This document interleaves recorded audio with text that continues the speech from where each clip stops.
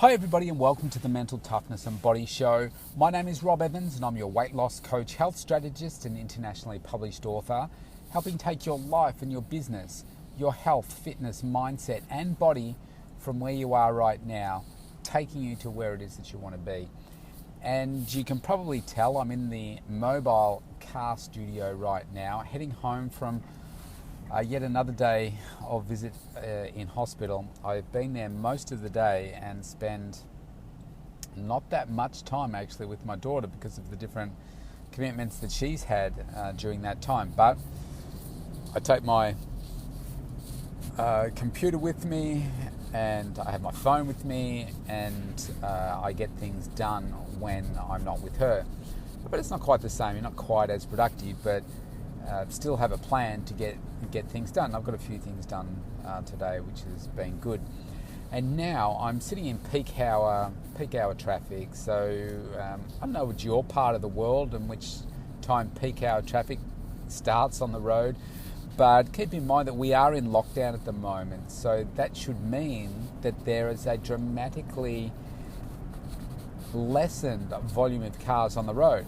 But I am not to see it because every day that I've been travelling to and from the hospital, there's thousands of cars. So if there's a reduction, it would be on the minor side, not on the major side. So it's 4:40 p.m. Right now. And it could take me an hour and a half to get home. Out of peak hour, it would take half that time. And it got me thinking about just looking at all the other cars on the road and wondering what each occupant is doing with their time. It's also a Friday. We're also in lockdown. We've got a weekend coming up where people can't get out and do the things that they want to do. And I think, what are people doing right now? Are they listening to, I don't know, some mindless radio, chat? Is there some people listening to podcasts? There's some people, studying a language or listening to content from a course that they're studying. Or are people just mindlessly driving and not really thinking about anything? About maybe how much they hate their jobs or what they're going home to, how tough the weekend's going to be, whatever.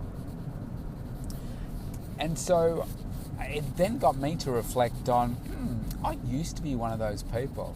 I've done so much commuting over my corporate life in terms of being in the car for hours and hours, being on the train for up to 3 to 4 hours some days, depending on the traffic. But just being stuck in those places for large periods of your day. And yet I didn't have a plan for what I was doing at those times. And like, for instance, if I was on the train traveling into the city, which, like I say, could be a 3 to 4 hour turnaround trip, depending on what was going on with the train network, often I would just fall asleep and hope that I would wake up closer to home so I didn't have to tolerate the length of the train trip. And for the years that I took those trips, I didn't have a bigger plan in place for me. Imagine what I could have been doing with my time rather than just sleeping or mindlessly looking out a window. Now, when I used to do that, it was in a different era with Wi-Fi and so forth. So there was no Wi-Fi. There was no ability to do the internet and stuff on the phone. We just didn't have that capacity with the mobile network then. That's how long ago it was that I was doing it. The phones didn't have the technology. It didn't have cameras, didn't have video. Just didn't have that. You could make phone calls and send texts, that was it. But that was just a limiting belief as well, because you don't think about what's not possible when you've never had a taste of it. And laptops existed at the time, but I didn't have one that I took with me on the train to do work, to grow me, to do any of those things. And at some point in my life, probably about 8 years ago, I realised that I needed to dramatically change how I view my time, because we can never get that back. You can make more money, you can make more friends, you can do all that kind of stuff, but you can't take back the time. And I think about how much time I've wasted, which is why right now I think it would be a sin if I just sat here in the car and just listened to, I normally listen to our ABC radio, which is, keeping me updated on what's going on in the news. But I feel that would be a sin for me, because my time is so precious, and I've committed myself to recording two podcasts every single day for both my shows, well, one each for my two shows. And it means it's got to get done. If I don't do it now, I've got to do it at another time. So this is a pocket of time that I've got to make better use of my time. So why don't I add value, record a podcast or two, and get it done here? What does that do? Well, it makes the time pass a lot quicker as well, but it also means I'm being meaningful. And it's also helped growing me at the same time, because I've got to be on top of my game. I've got to create new content. I've got to have new conversations. I've got to think about all of those things. And so I wonder, as I look around, I'm in a queue to get onto the freeway right now. If I glance to my left, can't tell what people are doing in their cars, but I wonder if they're making the best use of their time. My suggestion would be that 99.9% of people are not doing the most effective thing with their time. They could be doing better with their time. It's just they're choosing not to. Maybe because they're tired. Maybe because they don't know what to do with their time when they're in the car. And that's okay too. I didn't used to know that either. And I was just, I suppose, hating the time that I was spending in either the car or in the train, and just wishing that I would fall asleep so I could get home a lot quicker, so that I could get on with doing some of those other things that I perhaps more enjoy doing. But isn't that really limiting thinking? I had so many hours where I could have been growing myself. Imagine if I had started my podcast all those years ago when I was in the car. Imagine how many episodes I'd be up to now. Well, I'd be probably up to about 4,000 episodes by now. But this is the type of thinking that stops people from being more successful than they are. Stops them being more successful than what they're capable of. Stops them achieving the growth that they want. Stops them defining the level of success that they can really have.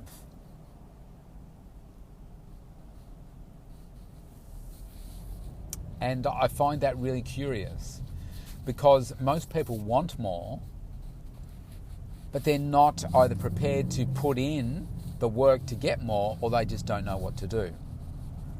And for me, I was going through a stage where I knew I wanted to get to somewhere else in my life, in my career, but I didn't know what it looked like. And I think this is one of the biggest challenges with a lot of areas in our life. A lot of people want more money, but if I gave you $20, there's more money, bang, that should be problem solved. So, no, I want more than that. Well, how much do you want? Well, I don't really know.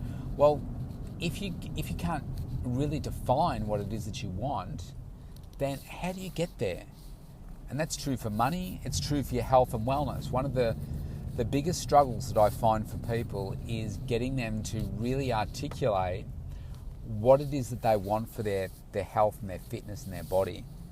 And I've had these battles with myself, having those conversations, and for a couple of decades, kind of just going through the motions for myself, for my own body and my own health and wellness journey, where I was always working out, I was always eating well, but I wasn't really achieving what I'm capable of.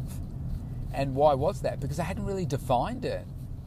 I hadn't said, well, yes, this is what I want my body to look like, and actually visualize it and imagine a photo of myself or looking at a photo of myself and stacking on the clay on the, the shoulders, the arms, the legs, the chest, all those parts of my body to say, yeah, that's what I want to change about myself. And then quantifying that to say, well, what does that really mean to you? Well, okay, for this year, for me, it's 4 kilos of muscle. Right, I want to add on an extra 4 kilos of muscle. How do you visualize that? Well, imagine 4 kilos of steak and you're taping it to your body and think, oh, okay, well, yeah, okay, I can see that. And 4 kilos for some mightn't sound a lot over the course of the year. For some of you, it might sound a lot. For me, I think it's about right. And I'm having some challenges in being able to achieve that right now. My first 12 weeks of my training, I put on less than 400 grams. But what did I do? I didn't put on a whole heap, but I put on at least 400 grams, given everything that I've got going on in my life with my daughter and everything else that's going on. For me, it's still a gain. And I'm in a better position now than I was last year. So that's a victory. But because I've now defined it, it makes it easier to work towards it. And that's the message that I want you to really take away from this. I was really able to define what it was that I wanted. Financially, years ago, I declared that I want to get to $1 million of wealth. And once I achieved that, that was something that was really special and a really significant milestone for me. And then, of course, the next point is where you determine what is that next level. What is it? 1.5 million? Is it 2 million? Whatever it is. It's about defining it, because if you just say, I want more money, then it doesn't create the level of focus that you need. So I want you to think about that for all areas of your life. And then once you've got that clarity, don't you think that you automatically make better use of your time? Because if you create that clarity and you create a hunger for yourself in doing it, then you will find a way to do the how. You just will. And if that means, like for me, getting up a couple of hours extra earlier in the morning to make better use of my time, to be able to achieve those things, then that's what I did. If I went back in time, I think about all the hours and probably the months and months that I wasted in travel, on the train, in the car, where I wasn't doing the things that I could have been doing to grow myself, to learn, to dream bigger, to create plans, to act, to read, to create, to do all those things that I could do now if I think, man, if only I had that extra little bit of time. So I look at today as an example, for instance. I know that I can't do everything that I would normally do if I was sitting at home and in my office and doing all those things, but I just don't have complete access to everything, and like dual screens and making the easiness of workflow and all that kind of stuff. But there are still things that I can do. And so that's what I focus on. I think, okay, I'm going to the hospital today. There are going to be opportunities for me where I can't be with my daughter and I need to have things to do. So I could, work out that, okay, I could do these 2 or 3 things today. So the last couple of days, it's been doing a few Facebook posts, writing those, creating those, working out which photos I want to post, taking care of some admin, communicating with clients about the latest COVID, further lockdown and so forth, doing those sorts of things, making the best use of my time. Because it would be very easy for me to go sit in a waiting room, watch TV, or just sit there and wait, or listen to music, or do something like that. But I think, no, I've got to keep on working on. Even though I'm in there and it's a stressful environment in some ways, I make the best use of my time. My commuting to and from.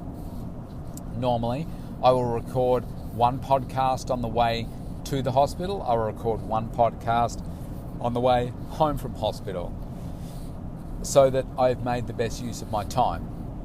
And then with the other time that I have in the car, I'll either use that, depending on what I've got for the rest of the day, I'll either be talking to Siri to send out messages, or I will be making phone calls, having meetings like I did yesterday. I arranged a meeting in the car with an external fitness provider in the car on the way to the hospital. Rather than use my time at home, I said, look, let's make a time when I'm driving so that we can do it then.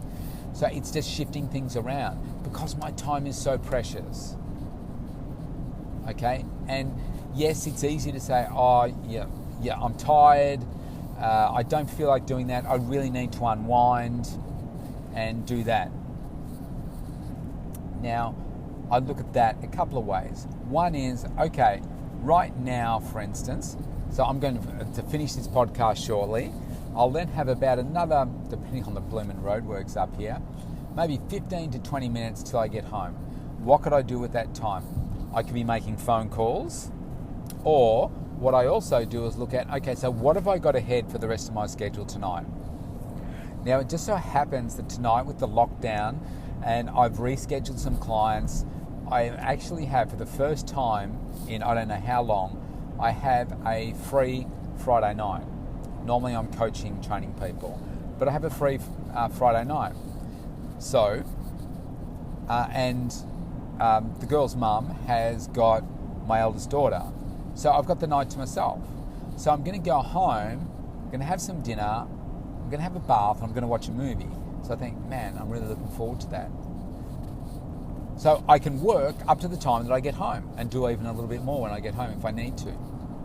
But if I was going home to, okay, a stressful household, it's going to be busy, I'm working into going into a really busy evening with clients and stuff, then I might spend that extra 20 minutes or 15 minutes at the end of this to just unwind, relax a little bit, kind of re-energize myself to get into the rest of the night. Plan, what I'm doing, just go over what I'm, talking to clients about, etc., etc. But I think what we tend to do is jump in the car and tend to just relax. Okay, well, you know what I mean. It can be stressful driving or whatever, but just get in the car and just say, okay, bang, I'm not going to do anything now till I get home. I know that's not everybody, and I know if you're listening to this, you're one of those top 1%ers that are probably absolutely maximizing your time, and congratulations on that. But maybe I'm saying something right now where you think, actually, yeah, I could be doing more with my time in the car or those gaps of time that I've got. And even though I'm tired, so I jumped in the car, I was falling asleep at the hospital. Like the climate in there, it's really warm. It's been a long day. I was up at 3:55 this morning. I was up, and I've been busy ever since then. I've either been driving, I've either been working with clients, Zooming, planning stuff, being with my daughter, I had an hour and a half webinar that I needed to attend today. It was something to do with my daughter, corresponding with people, creating content, doing all of that, and then jumping in the car. It would be very easy for him to say, man, I'm tired, I don't feel like doing this. But instead I said, no, this is a time to push yourself. Practice pushing yourself, because the more you practice that, the more you'll get out of yourself, the more you'll get done, the more you'll grow, the more success you'll have, the more fun you'll have, the more relationships you'll build, the better your health will become, the better your body will become, the better your mindset will become. All of these things are interrelated. They really are, because you're practicing pushing yourself to that next level. And so that's where I was tonight. So I hope you've got some real value out of this. Maybe it's just triggered some thoughts for you. Yeah, actually, I need to do that. Yeah, that's a really good idea. And then, once you've done that, if you want to have some fun, go and have a look at my latest Facebook post. I posted it yesterday, which was to do with it's called Choices. It's on my Rob Evans Facebook page. Man, have a look at the comments that are going through there. I had the COVID vaccine. If you've been a long-term listener, you would have heard that earlier in the week. And I just read the post and then have a look at the comments. And it's just really, really interesting. I respect both sides, So obviously I've had the vaccine, so you know my thoughts about the vaccine. But it's just really interesting to see the conversations that go on between people, with me, people telling me to RIP, that I'll, just RIP, I've got 3 to 5 years to live, all those kinds of things. So yeah, if you want some fun, go and have a read of that and add your own thoughts as well. Now, if you want to connect with me, I welcome you to go to the mentaltoughnessandbodyshow.com, opt in for that free consultation, and let's connect. Let's make 2021 our collective best years ever, because 2020 was my best year yet. 2021 is going to be even better. If I can do it, you can do it. Let's do it together. Stay safe. See you tomorrow.